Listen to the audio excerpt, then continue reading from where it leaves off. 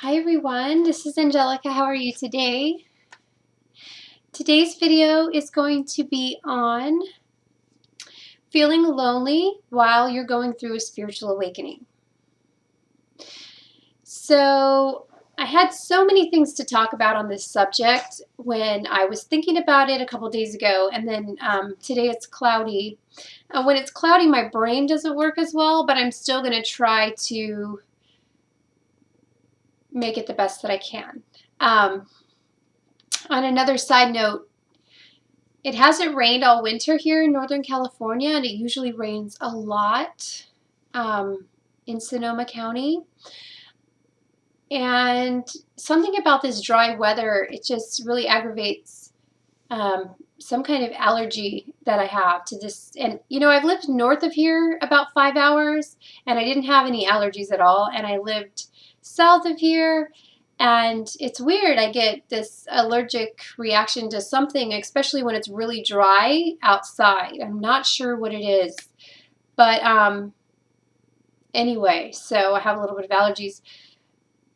And the other place that I had allergies to, I can remember I moved a lot when I was young. We moved all the time. So I lived up in the Rocky Mountains in Colorado and had a really bad allergy to something up there in the mountains in the winter time. It's only in the winter. I don't get it in the spring or summer. It's interesting. So anyway, I just thought I'd throw that out there because another reason I'm feeling a little foggy. But hopefully it rains. If it would rain, that would be so wonderful, and then we'll have some moisture in the air and it won't be so dry. Okay, so feeling lonely on the spiritual path. Why do people feel lonely on the spiritual path? You know, what is the reason? Is there a reason for it? Or are you just going crazy, and are you always going to feel this way and no one's going to ever understand you again? Well, yes, people are going to understand you again, and you're going to become very confident in yourself to the point where people will start to look and be like, oh, wow, what is that person doing? Oh, that person's saying this or that. Oh my gosh, that's cool. I want to be like that. But when you're first going through your spiritual awakening, you're very vulnerable, and you really need time to yourself to incubate and to be within your own being so that you can find out what those qualities are. What are those beautiful traits about yourself that are going to help other people? And I mean, that are going to help you as well as other people, because really we're all one. And when you're going through this, you don't feel like you're all, you know that you're all one. It's almost like you have the wisdom or the knowledge to know that you're connected to everything, because depending upon what has happened to you in your spiritual awakening, you could have this huge awakening where you feel totally connected to the whole earth and everything in it. And not only do you feel totally connected to it all, but you feel complete love for it all. But then that could go away and you could come crashing down, and then you could feel only what you're feeling within you, which is wonderful, because that's where you need to be. Because when you're in that stage or that part of your awakening, you're learning to not trust on anybody else, like what anyone else says. I mean, you will have teachers and some spiritual people that will come in here and there to kind of keep you going and guide you and, you know, pull you through. But for the most part, I mean, even if you do talk to, you know, the other beings or whatever it is, you will have to come to a certain point where you're going to have to rely on what you're feeling inside. And it's not so that you're going to be independent and egotistical and all on your own and you don't need anyone else, not like that. It's more like you need to really rely on your inner guidance. That still, soft voice that comes to you and tells you what's right, tells you the truth about yourself, about what's going on out there. And that still small voice is what you have to listen to and why you have to kind of block everything else out. Block out the way that you've lived your life previously, all the things you used to know, your family, your friends, not block them out, but when you go to try to talk to them about what's happening, they're not going to get it. Not only are they not going to get it, most likely they're going to say something very hurtful to you. So you need to be very careful and not really say anything to anybody if you can help it. I made the mistake of trying to tell everybody right away. And people said some really hurtful things to me. I don't remember what they are now. I just remember the feeling of how I felt when I tried to take this information to people, because I felt it so strongly and I wanted everybody else to know. But people aren't there yet. We're awakening now so that we can help pull them through and help them when they awaken. So, people awakening now have it a little bit harder, okay? And that's okay, because that's what you volunteered for. That's what you signed up for. You're here to help. You're here to, could be a number of jobs that you're here to do, but you do have a mission. You have a purpose that your soul is trying to come through you and, come out and be creative and create this beauty that you're supposed to create for others, to help others. So you can only do that when you're in a state of being lonely, and when you really understand everything, you do understand that you're one with everything, so you can never be lonely because you are everything else. It's kind of interesting, but there really is no such thing as loneliness. And anyway, I can remember with my process, what happened was I went, I started awakening, and then boom, had this huge Kundalini awakening, and then was like that for like a year, I think, around a year and a half. And I went up and down, but for the most part, I was like, yay! Everyone's like, wow, why are you so happy? You're like freaking us out, like calm down. But I mean, my normal state, I have a normal, normally I'm pretty optimistic and I always think the best of situations, and I'm pretty positive, and not as much as I think I used to be. I think I used to be so positive and optimistic it would freak people out. So I've calmed down and I've grounded a lot, but grounded in, reality, because spirituality is very real.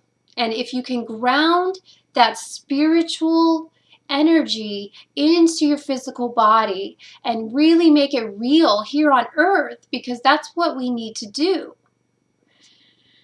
then it can be used by others. And that's what it's for. This spiritual energy needs to be really fine-tuned and be grounded, or it's of no use. People are like, whoa, what is she talking about? She's out in, space with all these aliens on these different planets and, talking about heaven and all this, they're going to be like freaked out. So you don't want to go there. You don't even want to put it out there. And you know what? I think I was just talking about something else and I totally spaced that. But like I said, it's cloudy outside, so maybe it'll come back. Anyway, another thing that starts to happen when you start to awaken is you start to change things that you do in your daily life. So you'll start to be, you will notice that you can't eat meat anymore, and you'll become a vegan, or you'll become a raw foodist, or all these weird things. And people are like, wow, something's wrong with you. You're not getting any protein. You're going to die. And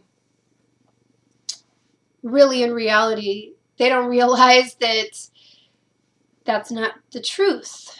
And if they really realized and were really aware of what was going on in the world, they would know that if you don't have to eat meat, if you don't have to kill another being in order just to eat meat, then why would you? Why would you?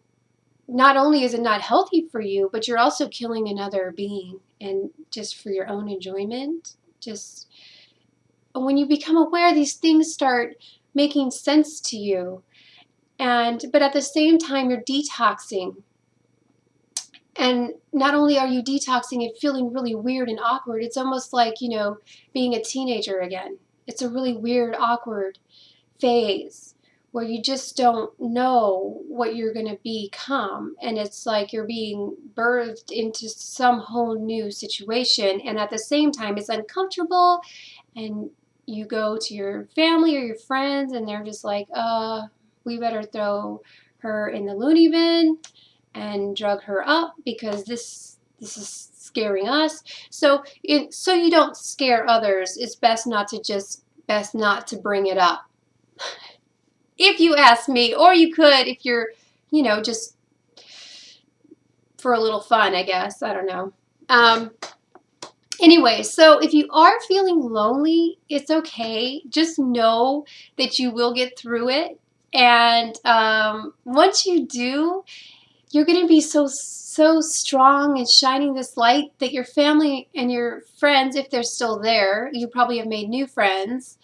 You will connect to people that are more on your same frequency. But just know that once you get through all that awkward stage of, not knowing what's going on. And I mean, I can remember I always felt like I was in a bubble, and I was really close. I didn't want anyone to disturb me in my bubble. And I'm still like that a little bit. I love being by myself, where I didn't before. Before I wanted to always be with other people, but I really, really, really value my time alone. It's like the best. I love it. Anyway, when I started going through this, I had to be in this little bubble. It was like an imaginary bubble. And then I had my little earplugs in, and like I would just walk around and people would say stuff to me and I wouldn't answer because I was just in my bubble. Like, don't bother me. And I still am like this. If somebody sits too close to me and their energy's not quite right for me, I mean, it might be right for them, but it's kind of like, can you please move because I can't, I'm way better with that now. Now I can kind of just stay in my own energy, but people getting too close and stuff, it's like, freaks me out. I'm in a little bit of a weird mood today. Anyway, so being lonely is good. You can really find out a lot about yourself, and that's what this is for. Finding your mission, your purpose. Just knowing yourself more, loving yourself more. It's all wonderful. It's great. It's for a reason. The other big purpose for this is you have to have faith in your feelings, in your thoughts. If you think that being a vegan is the right thing to do and no one else around you does, oh well, do it. If you feel that, the aliens are speaking to you and they're sending you information, then okay, that's your truth, whatever. If you feel, the angels are speaking to you, whatever, that's your truth and it's true for you. Don't let anyone else tell you what's real or true for you, ever, because they don't have your reality. They have their own reality, and what they believe is their deal, okay? Because everyone is unique in the sense that they have a certain special gift to give, but at the same time, we're all equal in that we're all the same at the same time.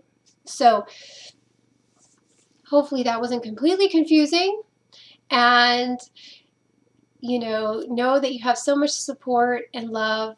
And then when you get through it, you will be strong, confident, you will be glowing, and people will be like, oh my gosh, I want to do what she's doing. Oh, wow, astrology? That's cool. Like, I used to just think she was crazy. But now they want to know. So there you go. That's the situation. And if you are feeling lonely now, it's okay and it's all good and you will get through it. So I better stop doing this video now because it's getting long, but I wish you a beautiful day, a magical day, a harmonious day. Wherever you're at, is just be in acceptance of that and know you're in the perfect space that you need to be in. If you would like to schedule a spiritual guidance session with me, you can just go below the video and go on my website. Thank you so much for watching, and I will see you later. Bye.